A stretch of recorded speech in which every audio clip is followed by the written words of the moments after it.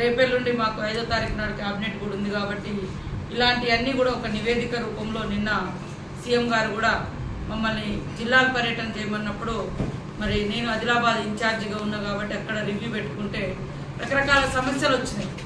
రాజీవ్ యువ వికాసం కావచ్చు, ఇందిరమ్మ ఇళ్లలో తలెత్తే సమస్యలు కావచ్చు, భూభారతిలో కావచ్చు, ఇవన్నీ కూడా ఒక నివేదిక రూపంలో సీఎం గారికి ఇచ్చి క్యాబినెట్లో డిస్కస్ చేస్తాం. దాంట్లో భాగంగా ఖచ్చితంగా ఈ ఇల్లు లేదు కానీ ఇల్లు ఉన్నట్టుగా, ఎందుకంటే వాళ్ళు తీసుకున్న సరుకులతోటి వాళ్ళకి రికార్డులో నమోదైంది. ఇది చాలా జెన్యూన్గా ఉన్న ప్రాబ్లం, మేము కూడా చూస్తూ ఉన్నాం. కాబట్టి తప్పకుండా నా నియోజకవర్గంలో ఈరోజు ఒక 5,000 ఇల్లు, ఎందుకంటే ఎక్కువ షెడ్యూల్ ఏరియా ఉన్నది, ఐటీడీఏ కింద ఉంది కాబట్టి అదనంగా కొన్ని ఇల్లు రావడంతో ఒక 5,000కు మనం చేరినాం. నేను కలెక్టర్ గారికి కానీ మీ ద్వారా పత్రికా మీడియా సోదరుల ద్వారా అధికారులకు కానీ తెలియజేసేది, లబ్ధిదారులతోటి ఫాస్ట్గా మీటింగ్స్ పెట్టుకోండి, ఆ లిస్టు అనౌన్స్ చేయండి. ఏదన్నా ఇబ్బంది ఉంటే అది అర్హులు లేని వాళ్ళు ఉంటే అక్కడనే రిపోర్ట్ తీసుకొని దాన్ని మార్చి అక్కడే ఇంకెవరికైనా లేనటువంటి వాళ్ళకు పెడితే తప్పకుండా ఉపయోగపడుతుంది. అదే కాకుండా మనం వారం బిల్లులు ఇస్తా ఉన్నాం. బేస్మెంట్ కాగానే 1 లక్ష, తర్వాత అంటే వారంలో ఎంత పని అవుతుందో దాన్ని చెక్ చేసి కూడా ఇస్తా ఉన్నారు. కాబట్టి మన జిల్లాలో మన నియోజకవర్గంలో పేదలు ఎక్కువ ఉన్నారు, ఇల్లు లేనటువంటి వాళ్ళు ఎక్కువ ఉన్నారు. దాన్ని దృష్టిలో పెట్టుకొని మనకు వచ్చిన అప్లికేషన్లను బట్టి మనకు ఐటీడీఏ నుంచి కూడా అదనంగా రావడంతో కొద్దిగా మనకు రిలీఫ్గా ఉంది. కానీ గ్రౌండింగ్ చేయడం అనేది ఇంపార్టెంట్.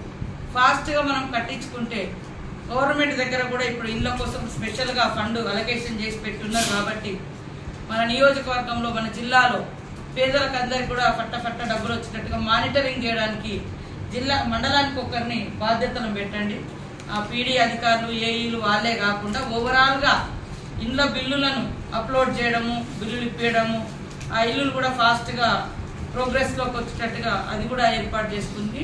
ఫాస్ట్గా బిల్లులు ఇచ్చి మళ్ళీ నెక్స్ట్ దశలో ఇప్పుడు మళ్ళీ మనకు దసరా ముందే వచ్చేటట్టున్నాయి కాబట్టి దసరాకు దాంట్లో కూడా మళ్ళీ మనము మన ఏరియా నుంచి లిస్టు మనం పంపించేటట్టుగా ఉండాలని కోరుతా ఉన్నాం.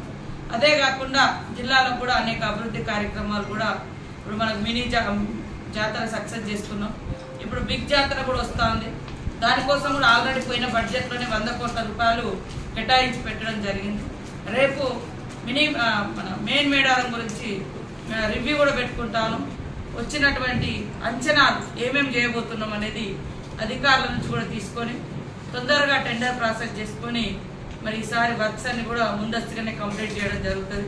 ఇప్పటికే మేడారం చుట్టుపక్కల దాదాపుగా 30-35 కోట్లతోటి నా ఫండ్ నుంచి, అంటే నా పంచాయతీరాజ్ డిపార్ట్మెంట్ నుంచి రోడ్లన్నీ కూడా ఇప్పుడు కాల్వపల్లి నుంచి ఊరట్టం, తర్వాత విఐపి రోడ్లు, తర్వాత వనం రోడ్డు. వనం ఎప్పుడు మనం ఎంతో ప్రయారిటీ ఉంటుంది కానీ అది ఇంతవరకు మనం పెట్టుకోవాలి. వనం పొద్దున్నే జాతర ముందు రోజు బుధవారం నాడు వనం తెస్తా ఉన్నాం. వనం రోడ్డు ఇవన్నీ కూడా ఇచ్చినాం ఆల్రెడీ. అవి కాకుండా 100 కోట్ల రూపాయలని రేపు ఏమేమి చేయాలనేది కూడా ఆలోచన చేస్తూ ఉన్నాం. అదే కాకుండా ములుగు టూరిజం కళ ఉంది. దానికి తగ్గట్టుగా ములుగులో ప్రతి దగ్గర ఒక అద్భుతమైనటువంటి మరి బ్యూటిఫికేషన్ జంక్షన్స్ డెవలప్మెంట్ కూడా చేస్తాను 6 కోట్లతోటి. ఘట్టమ్మ కాడ కానీ, అదేవిధంగా ములుగులో కానీ, పస్రా, జంగాల్పల్లి, మేడారం ఇవన్నీ కూడా జంక్షన్స్లలో ఒక మంచి సింబాల్ సమ్మక్క సారమ్మ ప్రతిమలు కావచ్చు, లేకుంటే ట్రైబల్ ప్రతిమలు కావచ్చు, లేదా మన కుల వృత్తుల యొక్క అట్టడుగు వర్గాల యొక్క కుల వృత్తులే కావచ్చు, ఇవన్నీ రామప్ప కాడ మరి రామప్పలో ఉండే తోరణాలు లేదా శివుడి ప్రతిరూపం ఇట్లాంటివన్నీ కూడా చేస్తా ఉన్నాం. అట్లనే దాదాపుగా 69 కోట్లతోటి 60 కోట్లతోటి మనకు టూరిజం కూడా రావడం జరిగింది. టూరిజం ఫండ్ కూడా వచ్చింది. మీరు చూసిర్రు అందరూ, అసలు ఎన్ని రోజుల నుంచి పెండింగ్లో ఉన్న మరి ఆ రిసార్ట్ నేను కూడా 2-3 సార్లు చూసినా కానీ మొన్న సార్ ఎక్కడ డిన్నర్ పెడతాడు అని నేను అనుకున్నా, కట్ట మీద అనుకున్నా. కానీ అద్భుతమైనటువంటి రిసార్ట్ ఫాస్ట్గా తయారు చేయించి ప్రపంచ సుందరి మళ్ళీ వచ్చినప్పుడు అందులో పెట్టడం జరిగింది. అట్లా మనం ఇంకా ఐలాండ్స్ కూడా డెవలప్ చేస్తాను. రామప్పల ఐలాండ్, తర్వాత టూరిజం విలేజ్ ఇవన్నీ, తర్వాత జంపన్న వాగు కూడా టూరిజంని జోడించి 5 కోట్లు ఆల్రెడీ జూపల్లి కృష్ణారావు ద్వారా మేము తీసుకొచ్చుకున్నాం. జంపన్న వాగు మొత్తం కూడా చుట్టుపక్కల అటు ఇటు మంచి బ్యూటిఫికేషన్ ఉండి టూరిస్టులు అందరూ కూడా, భక్తులు కానీ టూరిస్టులు కానీ స్నానాలతో పాటు కాసేపు సేద తీరేటట్టు కూడా ఉండే విధంగా ఇవన్నీ కూడా ప్రణాళిక పెట్టుకున్నాం. ములుగులో ఒక పెద్ద మార్కెట్ కూడా లేదు, దానికోసం 1.5 పెట్టాం. ఇంకా అవసరమైతే ఎక్స్టెన్షన్ కూడా చేస్తాం. కూరగాయల market plus vegetable non veg 2 కలిపి పెట్టడం జరుగుతూ ఉంది. ఎటు నాగరం కూడా పెద్ద ఏరియా కాబట్టి అక్కడ కూడా 1 కోటి రూపాయలు వెజిటేబుల్ మార్కెట్ కోసం పెట్టడం జరిగింది. అట్లా మీకు తెలుసు బస్ స్టాండ్లు కానీ బస్ డిపోలు కానీ ఇవన్నీ తీసుకొస్తాము. అదేవిధంగా మళ్ళీ మన ఐటీడీ ట్రైబల్ వెల్ఫేర్ కలెక్టరేట్ దగ్గర ఒక బస్ స్టేషన్ కూడా తొందరగా ఫాలో అప్ చేయండి.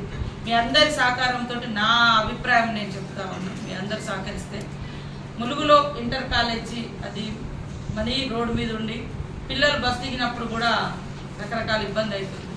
ఆ ప్రాంగణాన్ని సెంటర్లో ఏదైనా స్టేడియం కోసమో లేదా మంచిగా అందరు వాకింగ్ కోసము ప్రోగ్రామ్స్ పెట్టుకోసం మనం ఇవాళ ఒక ప్రోగ్రామ్ పెట్టాం, ఎక్కడో బయట పోయి పెట్టుకోవాల్సి వస్తుంది. సెంటర్లో ఉంటుంది, అందరికీ వాకింగ్ ఉపయోగపడుతుంది, బాగుంటుంది. ఇంటర్ డిగ్రీని ఒక దగ్గర పెడితే ఇప్పుడు ఎట్లాగ అంతా డెవలప్ అవుతుంది కాబట్టి కలెక్టరేట్ కూడా తొందరలోనే ఓపెన్ చేస్తాం. అక్కడ కూడా ఒక బస్ స్టాండ్ పెడతాం. మనం మెడికల్ కాలేజ్ కూడా తొందరలోనే నిన్న కూడా డిస్కషన్ అయింది సీఎం గారి దగ్గర. కాలేజీలకు నిధులు కూడా 50 కోట్ల ఎంతో ఉంటుంది, అది కూడా తీసుకొచ్చి అది కూడా కన్స్ట్రక్షన్ చేస్తాం. ఇది మా ఆలోచన. అంటే టౌన్లో ఒక మంచి సెంటర్లో ఉంటే బాగుంటుంది. అది కూడా పిల్లలకు కూడా గజిబిజి ఉంది.